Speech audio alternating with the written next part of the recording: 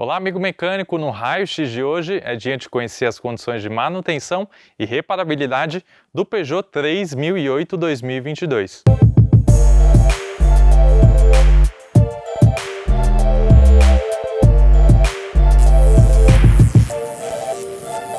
Esse daqui é o novo Peugeot 3008 2022, ganhou uma nova cara e traz o motor 1.6 THP de 165 cavalos.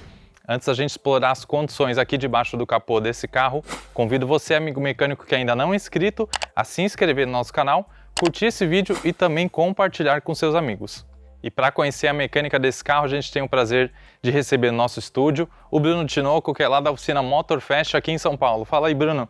Tudo jóia? Bem, Gustavo, e você? Se apresenta pro pessoal que ainda não te conhece. Vamos você lá. já esteve aqui com a gente antes, né? É verdade. Eu sou o Bruno Tinoco, sou o dono da oficina Motorfest. A oficina existe há 26 anos e hoje somos referência e especializados na linha Peugeot, Citroën, Mini BMW com motor THP. A gente vai falar um pouquinho mais sobre a nova 3008 2022, também com motor THP de 165 cavalos, como o Gustavo já falou. Legal, então a gente trouxe o Bruno aqui, como ele falou, eles são referência nessa linha Peugeot Citroën, inclusive com esse motor. Então, Bruno é o cara para falar, conhecer aqui as novidades desse carro, explicar a mecânica dele, como que é a condição de manutenção. Então, sem mais delongas, Bruno, vamos conhecer? Vamos lá?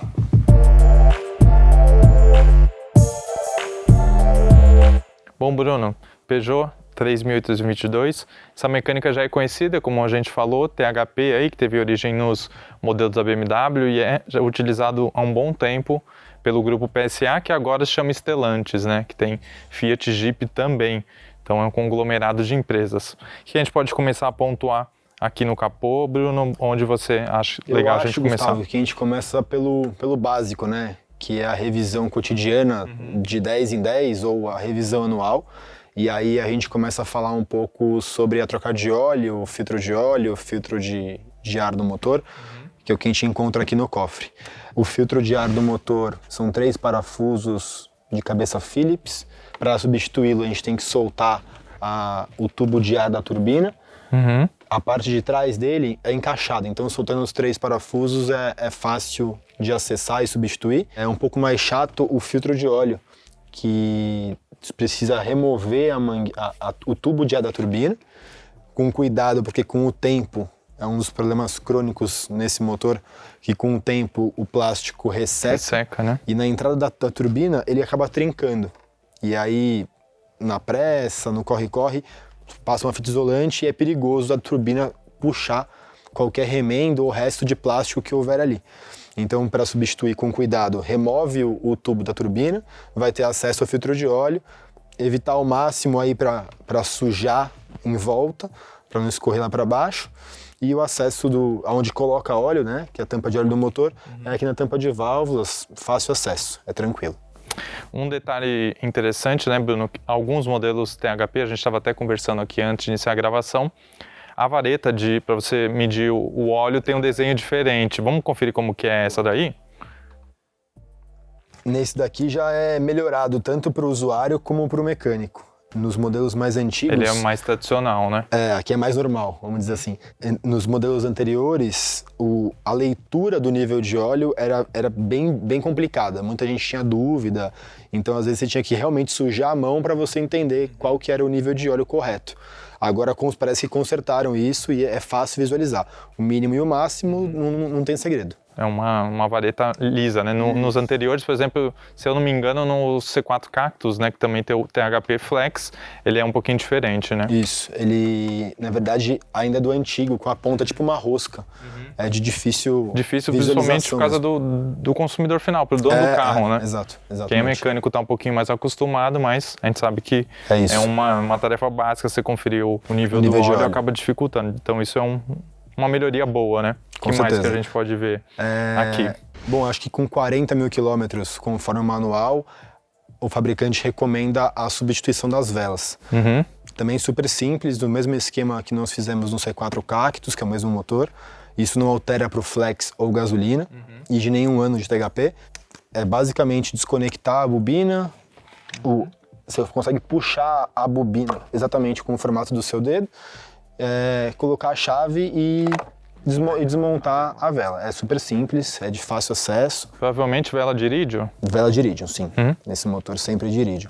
Só tem a diferença do flex para o gasolina. E nesse caso aqui, ele continua sendo a gasolina. Só a gasolina, né? Só a gasolina. E já que a gente está nesse ponto da diferença entre o flex e gasolina, o que você vê de diferença e de upgrade então, que teve os primeiros nesse? motores equipados nos DS3, DS4, DS5, motor THP a gasolina, na 3008 também, a primeira que chegou aqui com 156 cavalos, tinham diversos problemas crônicos do motor THP. E no flex corrigiram, e agora no gasolina, nessa 3008 2022, também os problemas foram corrigidos. Um deles é a tampa de válvulas, a membrana PCV na tampa de válvulas antiga, quando furava, não existe a possibilidade de trocar somente a membrana.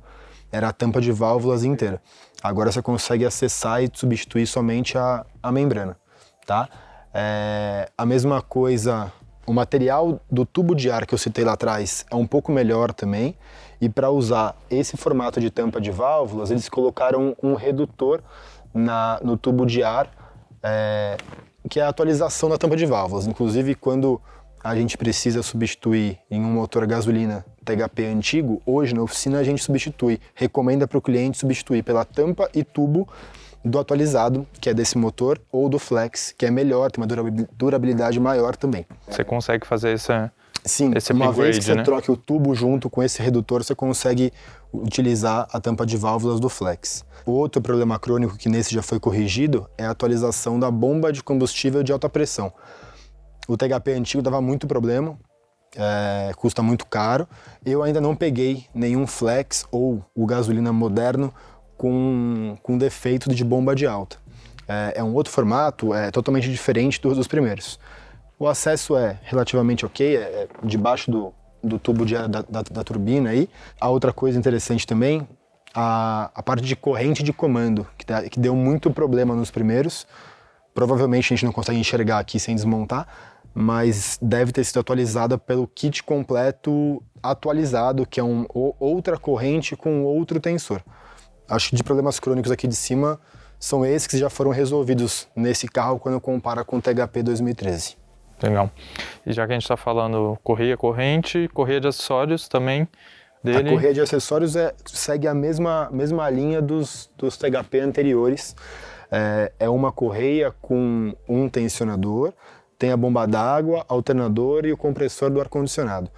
Ele também tem um tensor eletrônico, que quando chega a uma temperatura necessária, ele atua a bomba d'água, que gira junto com a correia. É um tensor eletrônico que a gente chama. Não costuma dar muito problema, mas também tá aí para quebrar, na verdade, para trocar. O que mais que a gente pode abordar aqui, Bruno? Sistema de arrefecimento. Sistema de arrefecimento, a Peugeot recomenda aos 80 mil, que a gente tinha visto no manual, a substituição 80 mil ou 3 anos. A substituição do líquido de arrefecimento. Também não tem segredo. O que esse carro dá muito problema, bem lembrado, o THP ele deu muito problema da válvula termostática. É a caixa d'água com a termostática. Hoje vende-se a termostática atualizada. Para os carros mais antigos, vende também na concessionária um chicote adaptador para isso. Então você compra a caixa d'água com o chicote e você consegue atualizar o modelo 2013 para uma versão mais nova, assim como foi a tampa de válvulas.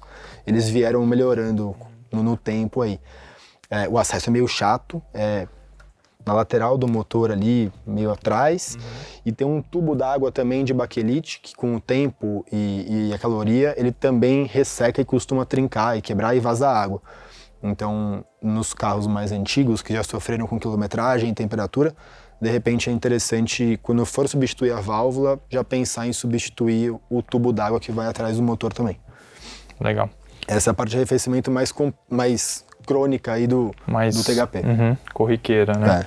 Aproveitando olhar do lado de cá, e aí também manutenção de luzes dos faróis, o farol dele é bem elevado, né? Então...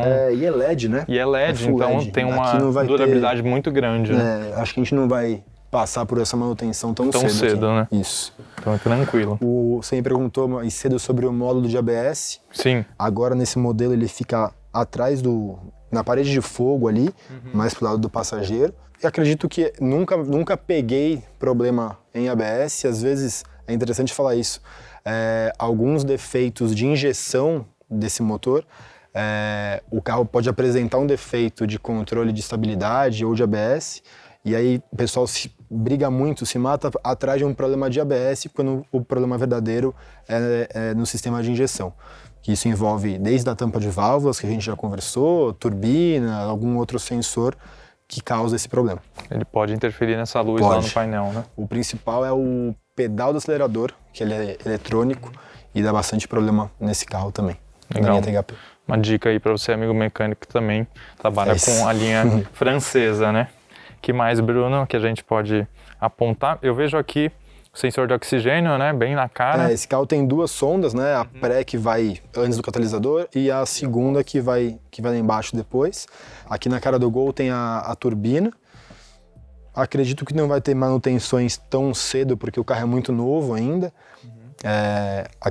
Entendo também que o problema de turbina acontece por falta de manutenção preventiva ou até mesmo óleo errado que o pessoal usa nesse carro. Mas de fácil acesso visualmente. Para substituir, para removê-la do carro, tem que desmontar a parte de catalisador. E tem a caixa quente e a caixa fria. Para você remover a peça inteira não é difícil, tá fácil acesso aí. Legal, você abordou uma coisa importante que a gente sempre fala aqui, a manutenção correta, no tempo correto, e a preventiva, né? Que é a troca de óleo correto, você pode danificar aí o turbo e que não é uma peça barata, né? A manutenção preventiva, a gente fala muito isso na oficina, é muito mais barata que a corretiva, e nesses motores principalmente. Se você deixar passar uma troca de óleo, deixar passar algum problema que já existe, vou esperar acumular o segundo problema. Não faça isso. Acender alguma luz, algum barulho, seja pontual e vai resolver. É bem importante isso. Esses motores novos, em geral, com turbo, injeção direta, requerem esses cuidados. Eles têm mais potência, eles têm mais tecnologia, mas por um outro lado, isso não é um problema, desde que seja seguida a manutenção certinho, né? E um outro ponto interessante que a gente falou mais cedo também, carros com injeção direta estão sofrendo muito com combustível brasileiro de má qualidade. Infelizmente, uma gasolina com alta octanagem é caro de ser bancada e usar no dia a dia. Comum tá caro. Exatamente. A gente está passando bastante para os nossos clientes com injeção direta e pego muito problema também por conta do combustível, problema de bico injetor. Em casos extremos, ele pode travar aberto e aí causar um calço hidráulico no motor, como se fosse água no motor, né? Quem injeta combustível direto causa um superaquecimento na câmara de combustão ali e já vi acontecer em alguns THP desse bico travar e fazer buraco no bloco do motor mesmo, calço hidráulico de verdade. O acesso a ele é chato, tem que remover o filtro de ar, e remover o coletor de emissão aqui por cima. Tem um único parafuso que é por baixo, mas no cavalete, ou se puder, no elevador, você consegue acessá-los.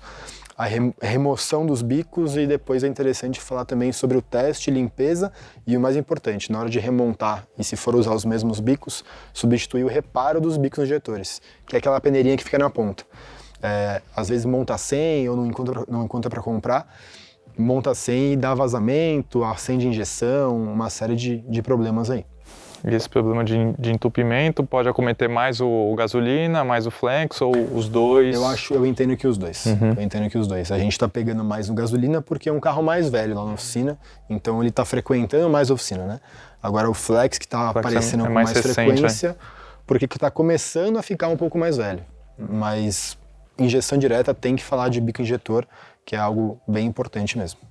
Bruno, nessa região aqui do cofre, módulo, parte eletrônica, que a gente pode abordar? Eu acho que o de praxe aqui, Gustavo, o módulo de injeção, o carro tem uma caixa de fusível que antigamente ele ficava no cabo positivo da bateria, e agora é separado.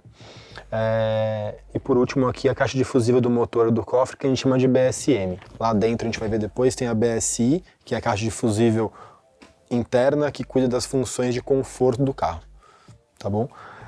Uma coisa que eu queria te falar sobre o ar-condicionado. não vai ter grandes manutenções, porque é um lado bom que a marca tem, mas é fácil acesso às válvulas de serviço, válvulas, né? tanto a de baixa como a de alta, é super tranquilo de acessar. E outra coisa importante que muita gente pode perguntar, a questão dos coxins.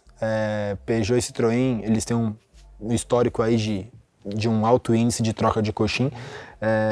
Esse coxim é moderno, o superior direito do motor, eu nunca mexi com ele, mas ele continua sendo um coxim hidráulico, até para amenizar a vibração do conjunto mecânico para a cabine. Ele tem um suporte de plástico preso na carroceria e um outro suporte de alumínio preso no suporte do motor, onde o coxim é fixado com 3 parafusos, também super simples de trocar. E mais tarde a gente vai dar uma olhadinha por baixo na parte de coxim de câmbio. Legal. E falar um pouquinho da suspensão com os amortecedores, que a parte superior, né? A parte superior é só remover a grelha aqui, que a gente vai ter acesso aos batentes. Provavelmente é a porca central da haste do amortecedor, com provavelmente mais 2 parafusos. Normal, em SUV, né? A gente retirar aqui. Mas um detalhe que eu estava observando, né, Bruno? A gente até comentou antes da gravação, você vai ter que remover os braços, né? E curiosamente ele tem uma ligação aqui do esguicho, né? Provavelmente. Eu não sei se vai precisar remover os braços. Parece que tem acesso aqui com um parafuso na torre do amortecedor, então provavelmente os braços ficam, a gente só levanta a grelha, mas sim, o esguicho, o brucutu não vai existir mais no capô e agora é a mangueira direto no braço do limpador mesmo. Interessante. Bom, então vamos colocar levantar? ele no elevador. Maravilha. Conhecer ele por baixo.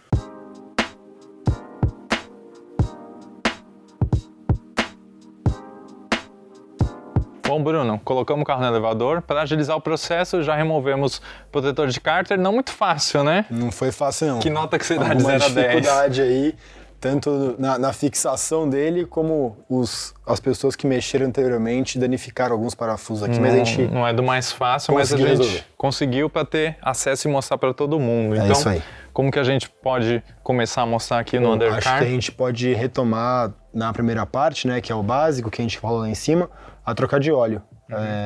O protetor de cárter já tem um acesso exatamente para esgotar o óleo do motor. O bujão, né? Então ele tem um buraco na altura do bujão. Então para soltar o bujão é super simples. A gente removeu o protetor de cárter, então ficou mais fácil ainda. A gente consegue visualizar o cárter do motor e o bujão do cárter. Bem próximo do cárter do motor tem o compressor do ar-condicionado. Super simples, fácil acesso, a polia, a válvula torre e a correia de serviço. Indo para o lado do câmbio, tem o câmbio propriamente dito, o trocador de calor do câmbio, que é o resfriador de óleo do câmbio, trabalha com a mesma água do fluido de radiador. Entre o motor e o câmbio passa o catalisador, com a sonda pós-catalisador. A gente falou lá em cima da sonda pré-catalisador, essa é a pós-catalisador. Percorrendo ainda o escapamento, a gente para no coxim de câmbio, que é uma atualização da 3008, 2017 e 18 para frente. É um coxim em formato de raquete, que vai no quadro do motor, fixado com este parafuso. E para os lados a gente vai encontrar aí a suspensão, que também é novidade da 3008, 17, 18, segunda geração, 2017 e 18 para frente. Bandeja, com o pivô fixado na bandeja. Ele é substituível sem precisar substituir a bandeja inteira. Então tem 3 porcas fixando na bandeja aqui por trás. A parte de barra estabilizadora, essa é a bieleta que liga a barra até o amortecedor. E para ter acesso às buchas da barra estabilizadora, é necessário desmontar o quadro, ou pelo menos arriar o quadro da suspensão dianteira para conseguir ter acesso a elas e, se for o caso, substituir. Ainda na parte de suspensão, falando um pouco de direção, terminal de direção, o braço axial, que é o braço que sai da caixa e liga até o terminal de direção, E lá em cima, o amortecedor, que a gente começou a falar no início do vídeo. Ele é fixado lá em cima no batente com 3 parafusos. Lembrando que para ter acesso à fixação superior, a gente tem que não remover, mas sim afastar a grelha superior para conseguir acessar essa fixação superior. Em paralelo ao amortecedor, a gente encontra flexível de freio e o sensor de velocidade da roda, que é o sensor do ABS, um ao lado do outro. Esse é o semi-eixo do lado esquerdo, ainda ligado à suspensão, a pinça de freio sem novidades, é um disco de freio de 302 milímetros, que é o mesmo sistema que a gente já conhece dos outros modelos aí THP, pinça de freio, disco e a pastilha dentro da pinça. Aqui a gente vai encontrar o quadro da ventoinha com o radiador que vai atrás, para se caso precise de manutenção, eu acredito que precisa desmontar algumas coisas frontais ali do motor, provavelmente soltar o para-choque para ter acesso um pouco mais fácil para o radiador, porque a gente não tem espaço aqui por dentro. E um pouquinho mais para o lado a gente vai encontrar o intercooler atrás do para-barro dianteiro direito. Caso precise de manutenção, não é tão difícil nesse sentido. Beleza? Vamos lá para trás?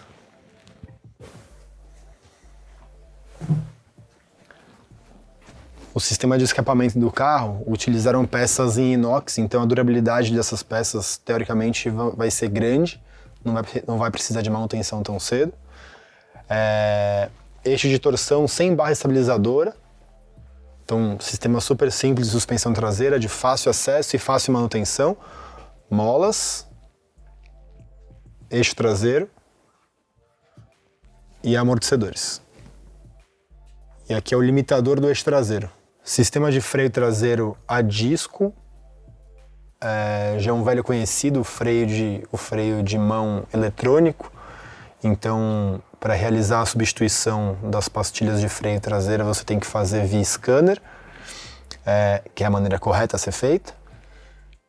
E requer manutenção, mas não é nenhum bicho de 7 cabeças hoje, em 2021, é verdade.